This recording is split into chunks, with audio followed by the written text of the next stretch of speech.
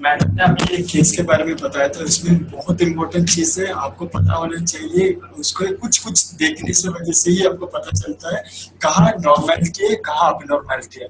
तो इसलिए psychiatry field में बहुत इंपॉर्टेंट होता है मेंटल स्टेटस एग्जामिनेशन के बारे में।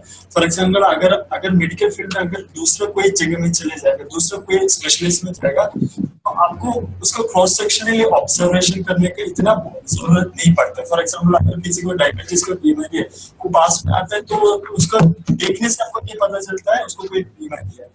बट साइकेट्री में अगर एंट्री कर रहे हैं उस समय से आपको ऑब्जर्वेशन शुरू होना चाहिए, बिकॉज उसमें बहुत ज्यादा फैक्टर्स आपको देखना पता चलता है, वो आपको हेल्प करेगा आपको एक प्रॉपर डायग्नोसिस करने में। सो उस एरिया का आज हम बात करने के लिए जा रहा हूँ। So that is the area is called mental status examination. तो किसी ने भी वो एक साइकेट्री फील्ड में आता है तो पहले ही शुरू करते हैं इसके बारे में, because that much important is for this part. So it is a vast area, तो इसलिए मैंने उसको दो पार्ट कर दिया। तो आज पार्ट एक में मैंने मेंटल स्टेटस एग्जामिनेशन के बारे में बताया है, इंट्रोडक्शन के बारे में, and some of the area. So it is starting with the general appearance, the speech and language and cognitive function. After that in the next section में मैं उसका मूड एंड अफेक्ट के बारे में और परसेप्शन डिसऑर्डर के बारे में और इंसाइट एंड जजमेंट के बारे में बात करेंगे। सो कमिंग टू इंट्रोडक्शन, आपको what is the mental status examination. So इसका एक इवैल्यूएशन होता है हमारे क्वांटिटेटिवली और क्वालिटेटिवली। तो quantitatively is much more in subjective manner and qualitatively we are putting the rating, और कितना लेवल में कितना रेंज में हम पता चलता है। सो एक पेशेंट को a range of the mental function and behaviour at specific point of the time. So आपके पास आ रहा है तो उस समय में इस पेशेंट को किस तरह का मेंटल प्रोसेस चल रहा है, किस तरह से इसका मेंटल बिहेवियरल मैनिफेस्टेशन चल रहा है, उसको क्वालिटेटिवली एंड क्वांटिटेटिवली और looking to the range difference. So इस पैरामीटर को देखते हैं, उसको हम बोलते हैं mental status examination. So why it is very important, because अगर आपको किसी तरह से एक डायग्नोसिस में पहुंचना है तो ये आपको इसके लिए बहुत इंपॉर्टेंट है, और आपको किस लेवल में उसको भी असेस करना है, इस डिसऑर्डर पे किस तरह से कोर्स है, किस तरह से सीवियर की है, इसको भी पता होने के लिए आपको ये बहुत इंपॉर्टेंट है। और वेरी इंपॉर्टेंट दैट आपको किस तरह का ट्रीटमेंट करना है, तो किस एरिया को पहले फोकस करना चाहिए, उसके लिए भी ये बहुत इंपॉर्टेंट आपको रहेगा। सो टुडे तो इसमें कुछ कुछ आपको सवाल भी आ सकते हैं। तो ये मेंटल स्टेटस एग्जामिनेशन में एक अलग पार्ट है, या मैं इंटरव्यू करने के समय उसके लिए मैंने अलग एक सेशन रखना चाहिए, और it is a part of my interview. So the answer is it's not a different one, it's a part of your interview. So for example अगर एक पेशेंट आपके पास आ रहा है, तो अगर आपको उसका प्रेजेंट इलनेस को आप हिस्ट्री ले रहा है और पुराना ट्रीटमेंट क्या ले रहा है, फैमिली में किसी तरह से ये हुआ और बचपन में इसको किसी तरह का तकलीफ है, इस तरह का हिस्ट्री आने के साथ आपको नेक्स्ट स्टेज में उसको मेंटल स्टेटस एग्जामिनेशन भी उसी सेशन में भी आप कर सकते हैं। एंड सेकेंड इज आप पहले इसके लिए क्या देखना चाहिए, पहले आपको इसको डिटरमिन करना चाहिए, बिकॉज मेंटल स्टेटस एग्जामिनेशन के समय में, एमएससी के समय में, I am just using the abbreviation of MSc.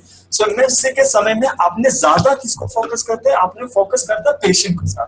पहले अगर आपने इंटरव्यू ले लिया तो आपको इसको पेरेंट्स के साथ या किसी केयर टेकर कोई हिस्ट्री दे रहा है तो उससे आपको ज्यादा हिस्ट्री मिल जाएगा, but MSE is much more focusing with the patient. So उसको आपको पहले देखना चाहिए, इसे आपको कॉन्शियसनेस में आपको पहले असेस करना चाहिए। Is alert, I can do the interview with him, I can assess in the proper way. And the third very important क्या क्या अलग फैक्टर उसके साथ देखना चाहिए, बिकॉज उसके साथ आपको देखना चाहिए उसको सोशल कल्चरल फैक्टर्स भी देखना चाहिए, because whenever I am telling about the perception distortion और thought disorder, तो उसमें भी इस पॉइंट को बहुत ज्यादा इंपॉर्टेंट रहता है, और उसको देखना चाहिए किस तरह का बैकग्राउंड से आ रहा है। For example low social economics, middle social और high social economics classes, because whenever I am discussing about the appearance, तो कुछ लोग रूरल एरिया से आते हैं तो वो लोग का ड्रेस कोड अलग रहता है, बट कोई एक एक्सिक्यूटिव लुक में आ रहा है तो उसके भी बैकग्राउंड आपको देखकर समझना चाहिए ये नॉर्मल तरह से ड्रेस कर आ रहा है या अबनॉर्मल तरह से ड्रेस कर आ रहा है, और उसको देखना चाहिए किस तरह का इंटेलेक्चुअल फंक्शन है। कभी कुछ लोग होते हैं बहुत ज्यादा इंटेलेक्चुअल है, बहुत ज्यादा फिलोसफिकल ठीक है, तो वो लोग बोलते रहते हैं, तो आपको उस चीजों को भी समझना जरूरत रहेगा। और अनदर इम्पोर्टेंट थिंग उसको एज कितना है, तो इसलिए बहुत इंपॉर्टेंट है, बिकॉज एमएससी में कभी आपको कॉग्निटिव फंक्शन देखना चाहिए। तो cognitive function will difficult for more than 60 years. तो या बहुत ज्यादा चाइल्ड होता है या 60 से ऊपर रहता है तो वो लोग को कोग्निटिव फंक्शन में ऑलरेडी कुछ तकलीफ रहेगा, तो उसको आपको पहले समझना आना चाहिए। Now I'm coming to the one of the factors में कुछ एरिया अलग अलग में डिवाइड करके रखा। तो पहला एरिया उसका जनरल अपीयरेंस कैसे है। तो जनरल अपीयरेंस में आपको पहले देखना चाहिए वो पेशेंट आपके साथ या आपको इंटरव्यू कर रहा है या एग्जामिन कर रहा है उसके साथ किस तरह से एटीट्यूड और दिखा रहा है। फॉर एग्जाम्पल वो आपके साथ कोऑपरेटिवली बात करने के लिए तैयार है या उसने अनकोऑपरेटिव है या कभी कुछ होता है सोशेबल होता है। तो फॉर एग्जांपल आपने अभी मैडम ने एक केस प्रेजेंट किया तो उस केस में क्या होता है उसने बहुत ज्यादा फ्रेंडली बनाने की कोशिश करता है, उसका कितना भी तकलीफ है वो पूरा ओपन करने के लिए कोशिश करेगा, बहुत ज्यादा कोऑपरेटिव रहेगा बिकॉज वो उसका बीमारी का एक सिम्टम रहेगा। तो कुछ लोग अगर मैं डिप्रेशन बीमारी को ले रहा है तो वो लोग कभी अनकोऑपरेटिव रहेगा, वो लोग नहीं, आप 3 बार आप सवाल पूछे तो वो लोग रिसर्च करके रखेगा, नहीं मैं नहीं बताऊंगा, ये जवाब थोड़ा 2-3 शब्दों में जवाब देना शुरू करेगा। अगर आपने इस स्किज़ोफ्रेनिया बीमारी में चलेगा उसको लोग शक रहता है, वो लोग को कभी डर लगता है मैं लोग मेरे कितना भी तकलीफ बता सकते हैं या वो लोग मेरे अलग गैंग है या वो लोग मेरा दुश्मन है। तो इस तरह का सोच विचार की वजह से वो लोग आपसे डर कर बात करेगा। तो इसलिए आपके तरह से किस तरह से एटीट्यूड दिखा रहे वो आपके लिए बहुत इंपॉर्टेंट रहेगा। तो कभी कुछ लोग होता है इवन कभी अगर आपको मैनिया के सिंड्रोम से रहते हैं, कभी लोग गुस्सा में बात करेगा, कभी कोई लोग को इरिटेबल करेगा। तो ये एटीट्यूड किस तरह से दिखा रहा है तो आपको उसको मेंशन करना चाहिए। For example general appearance level attitude towards the examiner is a cooperative, so you can mention in your note, otherwise is guarded, is not reserved, so it will be helpful to understand the further area. So next is another is the behavior appearance, again the appearance आपको देखना चाहिए। कभी कुछ लोग होते हैं as का appropriate होता है, मतलब कुछ लोग होते हैं एज 30 है बट उसको देखने में लगता है उसको 40 का रहेगा, कुछ लोग को 40 का एज है बट उसको देखने में लगता है 30 है, तो उसमें भी हमको फर्क पड़ता है। तो कुछ लोग का बस मस्कुलर शेप रहता है, कुछ लोग को बहुत दिन होता है बिकॉज वो लोग कुछ दिनों से खाना नहीं खाया, कुछ लोगों से खाना बिल्कुल निकाल दिया, खाने में मन नहीं लग रहा है तो उसकी वजह से कमजोर हो गया। कुछ लोग होता है बहुत ज्यादा खाना ज्यादा खाना शुरू कर दे तो बॉडी वेट ज्यादा हो गया, तो बॉडी शेप उसको मस्कुलर है और थिन है फैट तरह का वो भी आपको लिखना चाहिए। और उसके साथ किस तरह से वो क्लॉथ पहनकर आ गया, उसने बहुत ज्यादा नीट एंड क्लीन है या उस अनटाइडी अनकेप्ट आ गया, उसने आपको हेयर अच्छे से ठीक से नहीं कर दिया, अच्छे से कपड़ा नहीं पहनकर आ गया, टूटा हुआ कपड़ा पहनकर आ गया, बिकॉज उसमें आपको पहनने महसूस होना चाहिए एक उसने एक सोशल एरिया में आ गया, मतलब एक अस्पताल में आ गया। तो नॉर्मल कोई भी अस्पताल में आता है तो किस तरह से ड्रेस कोड पहनते हैं उसमें कुछ अलग रह रहा है, तो उसमें भी आपको पता चलता है वो कितना पर्सनल हाइजीन को इम्पोर्टेंट दे रहा है नहीं दे रहा है। कुछ लोग होते हैं बहुत ज्यादा नीट एंड क्लीन चश्मा वगैरह पहनकर बहुत ज्यादा ग्लैमर ड्रेस में आता है, तो उससे भी आपको चीजों पता चलता है। तो again I am taking the example like अगर आपने डिप्रेशन या स्किज़ोफ्रेनिया में होता है तो वो लोग उन्हें पर्सनल हाइजीन में बहुत ज्यादा कम ध्यान देता है, तो आपको उसके हिसाब से वो लोग का अपीयरेंस से पता चलता है। बट कभी मैनिया का इसमें रहता है तो वो लोग बहुत अच्छा सा अपीयरेंस देने के लिए कोशिश करता है, तो अच्छा से हेयर स्टाइल कर चश्मा वगैरह पहनकर फुल इंसेंट टाइट वगैरह फुल ग्लैमर ड्रेस वगैरह पहनकर आपके पास आ सकता है, तो उसमें भी आपको इंडिकेशन मिल सकता है। नेक्स्ट इज द स्माइलिंग, कैसे वो लोग फेशियल एक्सप्रेशन रहता है, कभी कुछ लोग रोते रहते हैं, कभी कुछ लोग बहुत हंसते रहते हैं, कभी कुछ डर कर रहते हैं, कभी लोग तो सैड मूड में रहता है। एंड हाउ वो लोगों ने आपको आंख से आंख कैसे देखकर आपसे बात करते हैं ये भी आपको इसमें देखना चाहिए। सो इसके हिसाब से आपको लिख सकते हैं। फॉर एग्जांपल जनरल अपीयरेंस में उसे अनटाइडी एंड अनकम्प्टी है या टाइडी है, नीट एंड ड्रेस है, सब एज अप्रोप्रिएट है, उसका body shape is muscular type है, सो इस तरह का आपको लिखना चाहिए। And next is coming psychomotor activity, उसको फिजिकल एक्टिविटी कैसे है, अगर उसने आपके पास आ गया तो आने के स्टाइल कैसे है, उसको हम बोलते हैं गेट, आपके पास आने का इसका तरह किस तरह से वॉकिंग करके आ रहा है, ये एक चीज है। उसने किस तरह से आपके पास दिखाई है, उसका मैनर्स कैसे आपके साथ आ रहा है। कुछ लोग को होता है किसी तरह का अनजर्क मूवमेंट है, कुछ लोग के हाथ में ट्रेमर्स होते हैं, कुछ लोग होता है बहुत ज्यादा एजिटेटेड रहते हैं, तो कुछ लोग का आपको फेशियल एक्सप्रेशन बिल्कुल अलग तरह से दिखाई दे देगा। तो इस चीजों को भी आपको कमेंट्स करने की जरूरत है। फॉर एग्जांपल अगर आपने अगेन मैडम ने बताया था मैनिया केस में वो लोग बहुत ज्यादा हाइपर एक्टिव रहता है, वो लोग रेस्टलेस रहता है, वो लोग बहुत कुछ बताने के लिए कोशिश करता है। अगर एक डिप्रेशन का आदमी रहता है तो उसका एक सैड जेस्चर लेकर आपके पास आराम काम होकर उसने आपसे बात करने के लिए शुरू करते हैं। कभी जैसे आंखों सब्सटेंस इस्तेमाल करते हैं तो आपको भी देख सकते हो उन लोग के हाथ में ट्रेमर्स वगैरह भी देख सकते हैं। नेक्स्ट आपको देखना है, उसके साथ भी आपको देखना है किस तरह से कॉन्शियसनेस है। और कुछ लोग बहुत ज्यादा विजिलेंट रखते हैं, वो लोगों को लगता है किसी को तरह का फियर है, कुछ लोग आपको उल्टा सीधा दिखाई दे रहे हैं, ये लोग दुश्मन है, तो उन लोग इस तरह से देख हर चीज को ध्यान देकर उन लोग बातचीत करते हैं, हर चीज को ध्यान देते हैं। कुछ लोग नॉर्मल अलर्ट रहते हैं, कुछ लोगों ने ड्राउजी रहते हैं बिकॉज ऑफ बीमारी की वजह से, कुछ लोग साइड इफेक्ट की वजह से, और कुछ लोग लेथार्जी भी उसके साथ होते हैं। स्टुपिड होता है वो भी आपको मैनर्स में रहता है, type of the motor activities होता है। कभी कुछ लोग तो बहुत ज्यादा कंफ्यूज होते हैं, स्पेशली हेड इंजरी केस में, ऑर्गेनिक केसेस में वो लोग बहुत कंफ्यूज रहता है। सो इस एरिया को, ये different type of level of consciousness मैं मेंशन किया, तो आपको इसमें कौन सा लग रहा है तो आप उसमें लिखना चाहिए। Level of consciousness is alert, so इस तरह से आपको फाइल में लिखना चाहिए। Now is coming to another factor is the broad area is speech and language. इसको भी बहुत important है because speech को भी कुछ सब फैक्टर को हम देखना चाहते हैं, उसको किस तरह का क्वांटिटी में वो बातचीत कर रहा है। कुछ लोगों ने बहुत ज्यादा बातचीत करते हैं, specially again I am taking the mania cases, वो लोग बहुत ज्यादा बातचीत करने के लिए शुरू करते हैं, वो लोग के अंदर बहुत ज्यादा थॉट्स आते चलते हैं, वो सोचते हैं ये पूरा थॉट मैं उसको बताऊं, तो इसलिए वो लोग जल्दी जल्दी बताने के लिए कोशिश करते हैं। कुछ लोग तो उदासीन होते हैं, वो लोग सोच समझ कर थोड़ा ही बताते हैं, रोकते हैं, उसके बाद सोचते हैं, उसके बाद रोकते हैं, ऐसे रहता है। इवन कभी वो लोग बहुत कम बोलते हैं, अगर आपने एक सवाल पूछा उसके जवाब बस एक वर्ड में वो लोग खत्म करेगा, पूरे सेंटेंस में नहीं बताएगा, तो उसमें हम बोलते हैं पॉवर्टी ऑफ स्पीच। तो उसका अगर रेट भी देखते हैं तो कुछ लोग बहुत फास्टली बताते हैं, कुछ लोग बहुत स्लोली बताते हैं, कुछ लोग नॉर्मल है, कुछ लोग उसको प्रेशराइज करके बताते हैं। एंड उसको वॉल्यूम देखना है, किसमें बहुत ज्यादा लाउड वॉइस में बता रहा है, अगर उसने एग्जामिनर के किस तरह से वॉल्यूम है, उससे भी ज्यादा बोल रहा है, उससे भी आवाज ज्यादा हो रहा है, या उससे भी बहुत सॉफ्टली बता रहा है, या उसने एक ही शब्द में बता रहा है। कितना भी सवाल होता है हमारे, इसके हिसाब से कुछ शब्द ऊंचे नीचे आते हो, या उसने एक ही शब्द के हिसाब से वो आपसे बातचीत कर रहा है, या आपको लग रहा है उसका शब्दों में बहुत ज्यादा वीक है, वो बोलने में कोशिश कर रहा है बट किसी तरह से कट रहा है, ये स्ट्रॉन्ग नहीं हो रहा है। Next is the fluency and rhythm is, कभी होता है slur of the speech, not clear, sometimes it's not clear or clear voice or hesitated to tell, आपसे बातचीत करने में उसको दिक्कत हो रहा है, डिफिकल्ट हो रहा है, तो इस पैरामीटर को भी आपको देकर आप बता सकते हैं। फॉर एग्जांपल अगर आपने स्पीच एंड लैंग्वेज में बता सकता है तो उसने it's a spontaneous speech and very slow manner and it's a soft and fluent, and there's a clear sentence is produced. So this manner you can make the comment.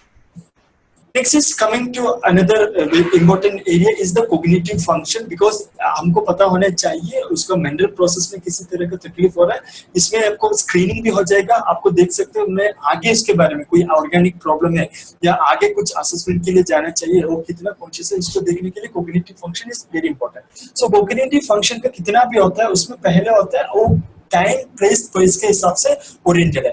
Time के हिसाब से आप पूछ सकते हैं अभी कितना टाइम है, तो उसको पूछ सकते हैं। अगर उसमें उतना भी नहीं बता सकते, क्लियरली टाइम नहीं बता सकते, तो आप पूछ सकते हैं आपको क्या लग रहा है, ये सुबह लग रहा है या दोपहर लग रहा है या शाम को लग रहा है, तो उस बता सकते हो। अगर उसको बताते हैं अगर आगे भी देखिए, अगर अगल बगल में देख रहा बताइए किस तरह कौन सा टाइम है अभी, या उसको पूछते अभी आप कहाँ है, अगर ये आपने कोई ऑफिस में, कोई अस्पताल में या आपका घर में, तो उसमें पता चलता है या मैं अस्पताल में या मुझे नहीं पता, तो उससे आपको पता चलता है किसने कितना ओरिएंटेड है। तो देखना है किसके पास बात कर रहा है, तो पर्सन किसके साथ बात कर रहा है, कोई ऑफिसर के साथ, कोई रिश्ते वाले के साथ या कोई डॉक्टर के साथ उसने बात कर रहा है। तो अगर ये ओरिएंटेड पर्सन होता है उसने पता चले मैं अभी सुबह बात कर रहा है, मैं अस्पताल में, मैं अभी डॉक्टर के पास बात कर रहा है, या उसको तकलीफ है तो बता देगा मुझे नहीं पता मैं किसके साथ बात कर रहा है, पता नहीं मैं कहाँ पहुंचा। नेक्स्ट चीज आपको देखना है, बहुत इंपॉर्टेंट है आपको अटेंशन। सो अगर उसमें आपको क्या बात चल रहा है उसमें आप ध्यान दे पा रहे, वो अटेंशन है, वो ध्यान में और लगातार चल रहा है, तो उसको हम बोलते हैं कंसंट्रेशन कर पाना है। तो अगर आपको कैसे उसको देख सकते हो अटेंटिव है, तो आपको एक टेस्ट है उसको बोलते हैं डिजिस्पैन है। तो डिजिस्पैन में आपको क्या कर सकते हैं, आपने एक शब्दों में आप 3 नंबर बताना, 1 7 9, और उसको बताना वो रिपीट करने के लिए सेम ऑर्डर। तो अगर उसने 1 9 7 सेम ऑर्डर में बता रहा है तो हमको अंडरस्टैंड कर सकते हैं वो अटेंटिव है। अगर उसमें उसको तकलीफ है तो हम समझ सकते हैं उसको अटेंटिव नहीं कर पा रहा है। और दूसरा भी आपने इसमें भी सेम कर सकते हैं, बैकवर्ड में भी उसको काउंटिंग कर सकते हैं। अगर आपने 1 9 7 बताया तो उसको 7 9 1 बता सकते हैं। इसके हिसाब से आगे भी जा सकते हैं। अगर उसका नंबर अगर 3 डिजिट है वो 4, 5, 7 डिजिट्स में भी जा सकता है। अगर एक इंसान 5 डिजिट्स आगे जा रहा है, अगर आपने ऑर्डर में लगातार जा रहा है, तो हम पता चलता है उसको नॉर्मल अटेंटिव है। अगर उसने 3 डिजिट से उस बैकवर्ड काउंट कर पा रहा है, बैकवर्ड रिमेम्बर कर सकते हैं, जो भी आपको बता सकते हैं उसमें अटेंटिव है। तो सेम आपको स्पेलिंग में भी कर सकते हैं। अगर उसने वर्ड वर्ल्ड वर्ल्ड बता रहा है तो उसको भी आगे या उल्टा भी करके उसको बता सकता है। एक और अनदर है कैलकुलेशन में, अगर 100 - 7 उसको बैकवर्ड कर बताना है कब तक आप स्टॉप बता रहा है, तो इसमें बैकग्राउंड उसको 5 सबसेशन इन बैकग्राउंड में उसको कर आपको असेस कर सकते हैं। शुरू कर रहा है, then we will go through the mood and affect, then the thought perception and perceptual distortion and insight. So मैंने उस समय भी बताया था आपको पहले पेशेंट को देखना चाहिए था, आप उसका टाइम प्लेस पर्सन, उसको पता चलता है मैं कौन सा समय है, कौन सा जगह है, कौन सा लोगों से मैं बात कर रहा है, उसके बारे में उसको आइडिया है। तो अगर वो बता सकते हैं अभी मॉर्निंग है, आज मैं अस्पताल में डॉक्टर के साथ बात कर रहा है, तो ही इज ओरिएंटेड। नहीं, आप लोग देख सकते हैं हमने कितना बातचीत कर रहे हैं, उसमें कितना ध्यान दे पा रहा है। तो आपको इसके लिए कुछ कॉग्निटिव फंक्शन के लिए कुछ जांच है, तो उसमें आपको क्या करना चाहिए, कुछ नंबर एक ही मोनोटोनमस में आपको बताना चाहिए। फॉर एग्जाम्पल आप बताइए पहले उसको 3, 7, 9, देन उसको बताइए उसी ऑर्डर में आप इसको रिपीट करिए। देन अगर उस 3 नंबर्स को बता रहा है तो उसको इंक्रीज कर सकते हैं, तो इंक्रीज करके 9 तक चले सकते हैं। अगर कोई आदमी 5 नंबर्स को रिकॉल कर सकते हैं तो उसको एडिक्वेट लेवल है, attention is adequate. Same manner उसको बैकवर्ड भी बता सकते हैं। अगर उसने 3, 7, 9, देन अगर उसको सेम ऑर्डर में बैकवर्ड करना है तो 9, 7, 3, तो इस तरह का बैकवर्ड भी आप कर सकते हैं। या सेम अगर आप उससे बदल सकते हैं वर्ल्ड, अगर वर्ल्ड का स्पेलिंग उसको बैकवर्ड में बताना चाहिए। सो ही नीड टू टेल DLROW। सो इसमें आप पता चलता है उसमें हमारे इंस्ट्रक्शन को ध्यान देकर उसने अटेंड कर रहा है, अलर्ट है, तो उससे पता चलता है। Then हमारा next area is the memory, याददाश्त। सो मेमोरी का हमने 3 तरह से हम डिवाइड कर सकते हैं। Peripherally it's a recent memory. So recent memory हम पूछ सकते हैं आज आपने क्या कर दिया, या आपने आज सुबह क्या खाना खाया, तो इस तरह से पूछ सकते हैं। अगर वो क्लियरली बता रहा है तो you can consider as recent memory is adequate. तो कभी ऐसे भी होता है उसमें सही बता रहा है गलत बन रहा है, तो आपको किसी केयर टेकर के साथ उसको काउंटर चेक भी कर सकता है। फॉर एग्जाम्पल अगर एडमिट किया तो हमको पता चलता है सुबह को क्या देते हैं, वो कितना ब्लड देते हैं, तो पता चलता है, तो उससे आपको आइडिया भी मिल जाएगा। रिमोट मेमोरी आप इसमें उसका लाइफ स्टाइल में कोई भी इंसिडेंट उसको हुआ उसको याद कर रहा है। फॉर एग्जाम्पल उसका शादी कब हुआ, या उसका पहला बच्चा का जन्मदिन कब हुआ, या पहला बच्चा कब हुआ, तो इस तरह की चीजों को लाइफ इवेंट को आप पूछ सकते हैं। लाइफ इवेंट में एक क्रिटिकल लाइफ इवेंट कब हुआ तो उसके बारे में पूछ सकते हैं। At least he is able to remember the month and year, then it's adequate. Then next रहता है immediate memory and new learning. So इसमें हम क्या करते हैं, हमने एक टाइम में उसको ये मेंटल स्टेटस एग्जामिनेशन के बीच में ही कर सकते हैं। पहले आप 3 चीजों का नाम बता रहे हैं बहुत कॉमनली। फॉर एग्जांपल अगर आप बता सकते हैं लेमन, पेंसिल, कागज, तो अब उसको बताना, देखो आप इसको याद करिए, तो उसको पहले आप रजिस्टर भी करना चाहिए। उससे पूछे आप बताइए कौन सी चीज है, तो वो बताएगा देखो अभी लेमन, पेंसिल, कागज। उसको क्लियर होने के बाद आप उधर रुकिए, उसके बाद एक 5-10 मिनट के बाद आप उस पूछ सकते हैं देखो मैं पहले आपको 3 चीजों के नाम बताया ना, आप अभी याद करके बताइए। तो he is able to tell that one, then you can tell immediate memory is adequate. Next is intellectual function. Intellectual function में हम कमेंट करने के पहले थोड़ा आपको कुछ एरिया को भी फोकस करना है। And even the first presentation also I mention that one, it is based on his culture and education qualification.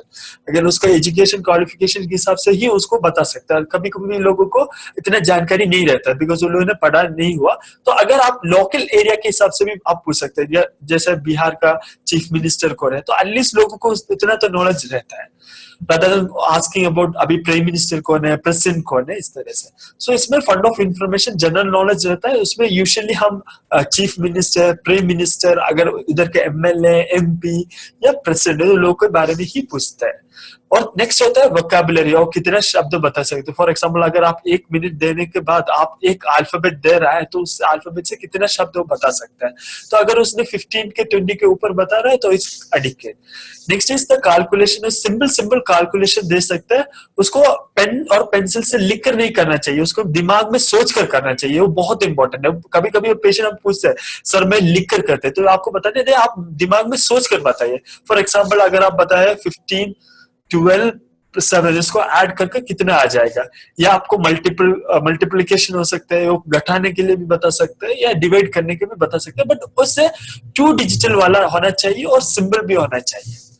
Then next area होता है एब्स्ट्रैक्शन। सो एब्स्ट्रैक्शन में कितना कॉम्प्रिहेंसिवली वो सोच रहा है, तो उसके बारे में हमको आइडिया मिलने के लिए, तो इसमें हम कभी बताते हैं अगर आप बनाना और एप्पल में क्या फर्क है, तो वो बताना चाहिए वो फ्रूट्स है, या बाइक और बस में क्या फर्क है, तो बता सकते हैं उसमें ये दोनों व्हीकल है। तो इस तरह का सिमिलैरिटी का 2 शब्द लेकर उससे पूछना चाहिए इसमें क्या सामान्यता है।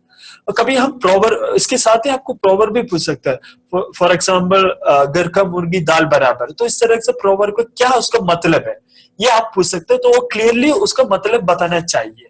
मतलब हमारे अगल बगल में लोग होते हैं उससे हम ज्यादा रेस्पेक्ट या उसको ज्यादा ध्यान नहीं देते, उसको वैल्यू हम नहीं समझ सकते, और बाहर से लोगों के साथ। तो इसके हिसाब से इसको एडिक्वेट लेवल के हिसाब से हम बता सकते हैं इंटेलेक्चुअल फंक्शन इज एडिक्वेट, या means average level. Then coming to the mood effect, I'm going to tell in a very brief manner. So mood का ये होता है एक पेशेंट उसका फीलिंग, उसका इंटेंसिटी और ड्यूरेशन वो कितना रहता है, ये एक सस्टेनेबल परसिस्टिंग है। अगर उसने एक क्रॉस सेक्शनली उसको उसका मन के बारे में बता रहा है तो उसको हम अफेक्ट बोलता है। मतलब affect is a cross sectional और mood is a long lasting. For example एक दिन में अभी आपसे बात कर रहे तो उसको मन अच्छा नहीं लग रहा तो बोलते हैं मुझे दुखी लग रहा है। अगर वो बोल रहा है मैं आज से सुबह से अभी तक में मन दुखी लग रहा है तो उसको मूड बोलते हैं। अगर अभी बोल रहे मुझे अभी मन नहीं रहता बट कुछ समय के पहले मैं ठीक था अभी मुझे मन नहीं रहा तो उसको अफेक्ट बोलता है। मतलब अफेक्ट आपको क्रॉस सेक्शनली रहता है और मूड ऐसे लॉन्गिट्यूडिनल रहता है। तो आप मुझसे पूछ सकते हैं आपको कैसे अभी महसूस हो रहा है, आप कैसे है, तो इस तरह से पूछ सकते हो। तो उसमें अगर आपको कमेंट अक्सर डालते या वो बोलते हैं मुझे दुखी लग रहा है, मुझे अच्छा नहीं लग रहा है, तो आपको उसको देखकर आपको लग रहा है उसको डिप्रेस लग रहा है तो आप बोल सकते हैं डिप्रेस्ड। या आपको उसको तनाव में रहता है तो आपको एंग्शियस बोलते हैं। कभी वो लोग चिड़चिड़ापन रहता है, बातचीत को ज्यादा समझने में कोशिश नहीं कर रहे थे, छोटे छोटे बातों में थोड़ा इरिटेशन हो रहा है तो आपको इरिटेबिलिटी रहता है। कभी खुशी रहता है, खुशी से भी ज्यादा होता है तो हम उसको स्टेजेस में डाल सकते हैं। या इलेटेड, वो खुश भी रहता है तो वो बातचीत भी ज्यादा कर रहे हैं तो आपको इलेटेड। अगर वो खुशी भी रहता है, बड़े बड़े बात कर रहे हैं, उसको आपके साथ वो डोमिनेट हो रहा है, बहुत ज्यादा फ्रेंडली होता है तो उसका इंटेंसिटी ज्यादा बढ़ रहा है तो आप उसको यूफोरिया भी बता सकते हैं। तो इस तरह से आपको मूड एंड इफेक्ट में इस तरह से आपको सब्जेक्टिवली आप लिखना चाहिए, देन ऑब्जेक्टिवली आपको लिख सकते हैं आपको कैसे महसूस हो रहा है। सब्जेक्टिवली आप पूछ सकते हैं आपको कैसे महसूस हो रहा है या अगर अभी आपको किस तरह से महसूस हो रहा है तो उसको आप लिखिए, देन आपको ऑब्जेक्टिवली आप बता सकते हैं। एंड इसमें बहुत इंपॉर्टेंट है उस सिचुएशन के हिसाब से अप्रोप्रिएट होना चाहिए। कभी वो डॉक्टर के पास आकर अक्सर लोग रेस्पेक्ट में ही बैठते हैं, अगर उसने बहुत ज्यादा रेस्पेक्ट से भी हो जाए आगे से बहुत ज्यादा बातचीत कर रहा है, वो इनअप्रोप्रिएटली उसने स्माइल कर रहे हैं, इनअप्रोप्रिएटली बात कर रहे हैं तो उसको आपको नोटिस करना चाहिए। Next is very important thing, हाँ उसने किस तरह से हमसे सोच विचार कर रहा है। तो ये बहुत इंपॉर्टेंट चीज है, उसको हम बोलते हैं थॉट बोलते हैं। सोच विचार में किस तरह से उसको परिवर्तन हो गया। तो हम सोच को मैं पेरिफेरली 2 पार्ट कर रहा हूँ, एक उस तरह का प्रोसेस किस तरह से उसका सोच चल रहा है, दूसरा उस सोच का क्या कंटेंट है। तो मैं पहला उसका सोच विचार किस तरह से चल रहा है इसको हम देखना चाहिए। तो कभी इसमें इम्पोर्टेंट आप देख सकते हैं, कभी ऐसे होता है एक चीज को उसने इर्रेलेवेंटली बोल रहा है या उसने इस टॉपिक को बार बार बता रहा है, या एक टॉपिक से शुरू करे या दूसरे टॉपिक में चल रहा है, या आपने कुछ इंस्ट्रक्शन दे दिया, आपने सवाल पूछा, उसका प्रॉपर जवाब नहीं दे रहा, उसको आगे आगे जाकर चले जा रहा है। तो मैं आपको थोड़ा और क्लियरली मैंने एक चार्ट में आपको बता सकता हूँ।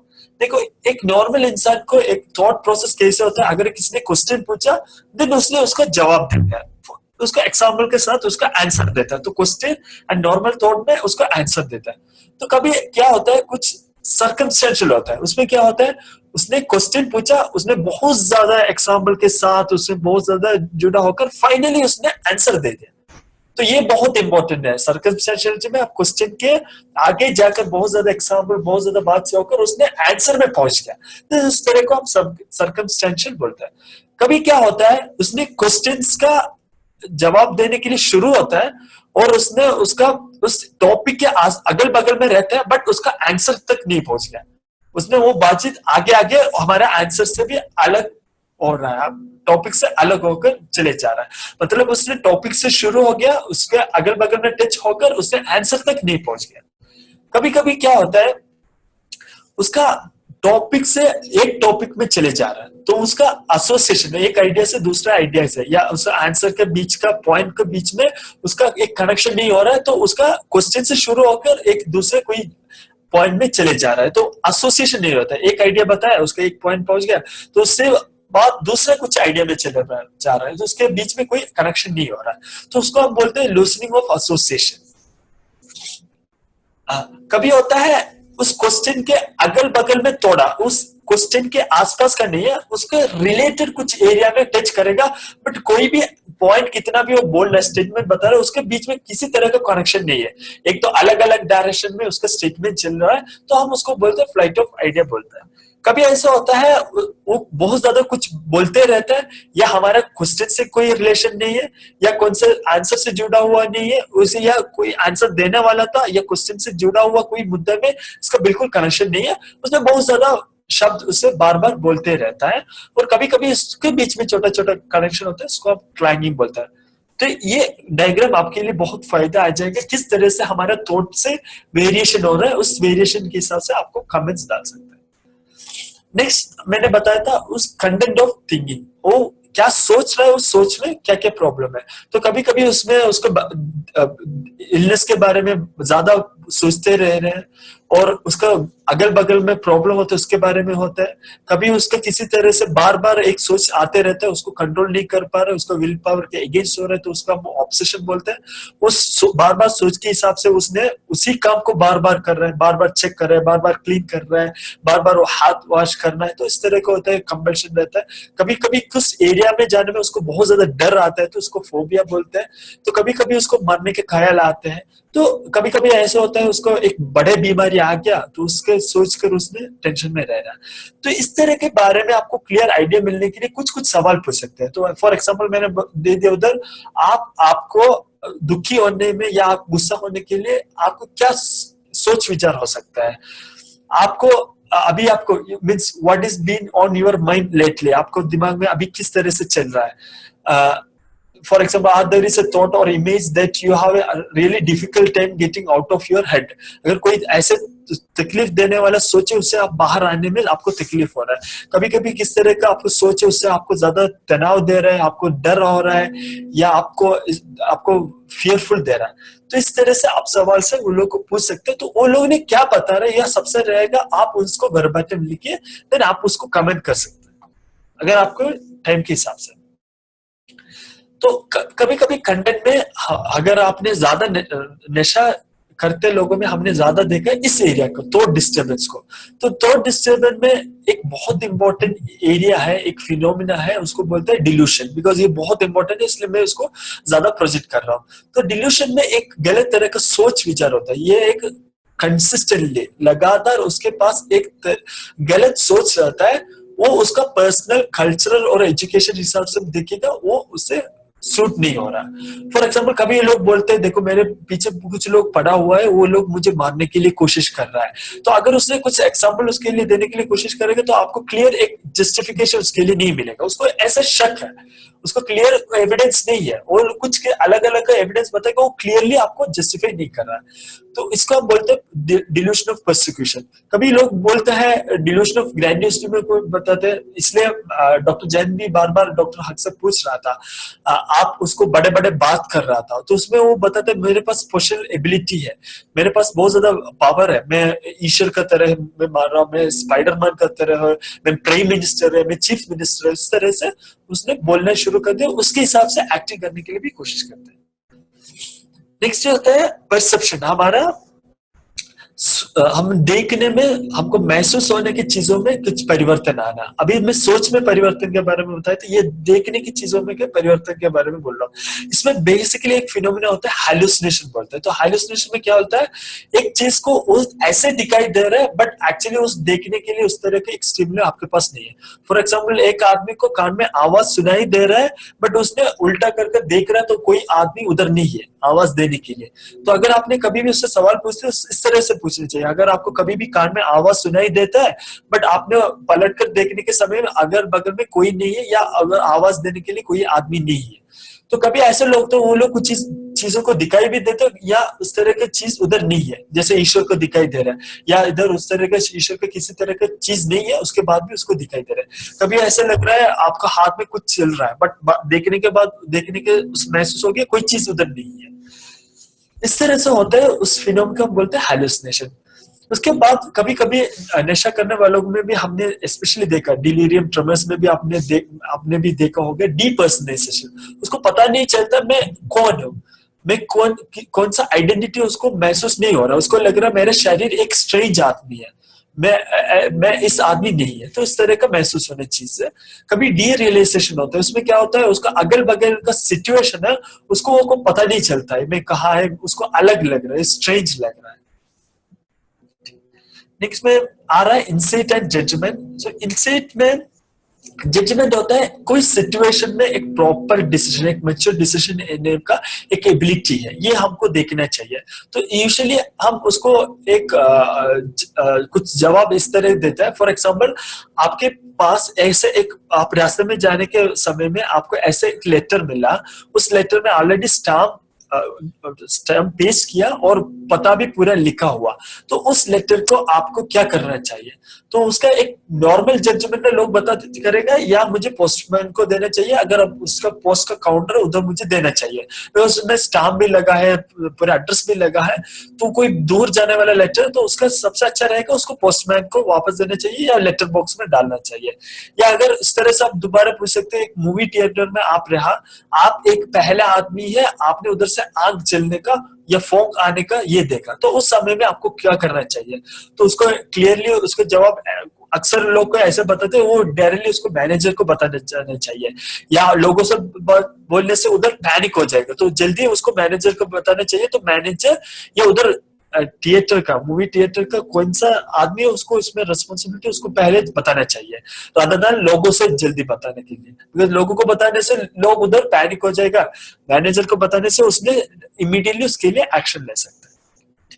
तो इस तरह से 2-3 सवाल आप पूछ सकते हैं, उस सिचुएशन में उसने किस तरह से जवाब दे रहे हो, वो बहुत इंपॉर्टेंट रहेगा आपको उसका जजमेंट एडिक्वेट लिखने में।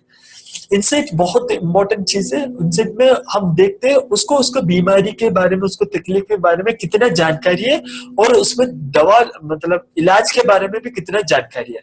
तो उसके हमने अगर 1-2 नंबर डाल सकते हैं, तो फर्स्ट नंबर में आपको देख सकते हैं उसने कंप्लीटली डिनील कर रहा है, वो बताता है देखो मुझे कोई प्रॉब्लम नहीं है, मुझे दूसरे लोगों ने लेकर आया था, मुझे अक्सर कोई तकलीफ नहीं है। तो हम उसको इंसाइट नंबर 1 ऐसे लिख सकते हैं, उससे लोगों को नॉर्मली पता चलता है वो कंप्लीटली उसको बीमारी को और उसके इलाज आने को भी, ट्रीटमेंट के भी वो डिने कर रहा है। सेकंड आ जाएगा, उसको पता है, स्लाइट अवेयरनेस है, बट वो एक समय में उसको पता है मुझे कुछ तकलीफ है, बट वो क्लियरली उसको असर भी नहीं कर रहा है, तो उस समय में आपको इनसे 2 लिख सकता है।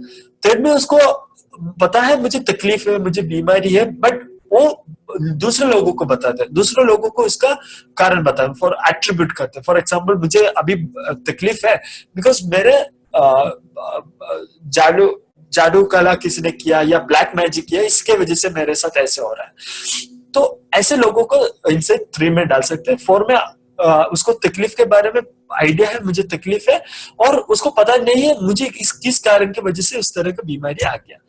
इंटेलेक्चुअल इंसाइट में उसको पता है मुझे बीमारी है और मुझे इसके लिए इलाज करना चाहिए, इसलिए मैं डॉक्टर के पास आ गया और डॉक्टर से एक्सपेक्ट कर रहे हैं मुझे इसका प्रॉपर इलाज चाहिए।